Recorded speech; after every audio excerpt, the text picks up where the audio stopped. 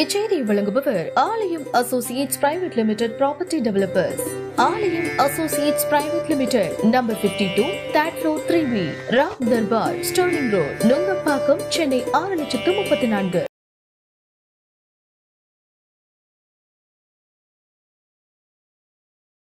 நடிகர் பிரசாந்த் கடந்த சில ஆண்டுகளாக படங்களில் நடிக்காமல் விலகியிருந்த நிலையில அவரது நடிப்பில் கடந்த சில தினங்களுக்கு முன்பு அந்தகன் படம் ரிலீஸ் ஆகி ஏராளமான ரசிகர்களை கவர்ந்து வெற்றி படமாக மாறியுள்ளது.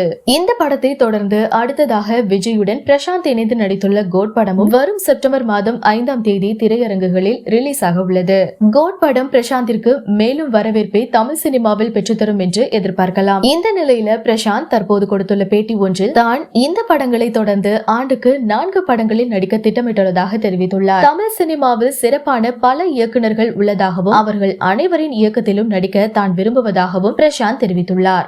மேலும் அடுத்தடுத்த படங்களுக்காக தான் கதைகளை கேட்டு வருவதாகவும் பிரசாந்த் குறிப்பிட்டுள்ளார். சங்கர் உள்ளிட்ட முன்னணி இயக்குநர்களுடன் இணைந்து நடித்து வந்த பிரசாந்த் ஒரு கட்டத்தில் பர்சனல் விஷயங்களால் படங்களில் நடிப்பதை தவிர்த்து வந்தார். இந்த நிலையில் தற்போது பிரசாந்த் மீண்டும் அதிரடியாக களமிறங்கியுள்ளார். அவருக்கு பெண் பார்த்து திருமணம் செய்து வைக்க திட்டமிட்டுள்ளதாக அவரது அப்பா தியாகராஜன் கூறியுள்ள நிலையில இனி வரும் நாட்களில் பிரசாந்தை மிகப்பெரிய மாஸ் ஹீரோவாக பார்க்க முடியும் என்று ரசிகர்கள் நம்பிக்கை தெரிவித்து வருகின்றனர். முன்னதாகவும் இதே போன்ற கருத்தை படத்தின் ரிலீஸை அடுத்து பத்திரிகையாளர் சந்திப்பில் பிரசாந்த் பேசியிருந்தார். அந்தகன் படத்தின் வெற்றி ஒரு துவக்கம்தான் என்றும் தொடர்ந்து பல படங்களில் நடிக்க வேண்டும் என்றும் கூறியிருந்தார்.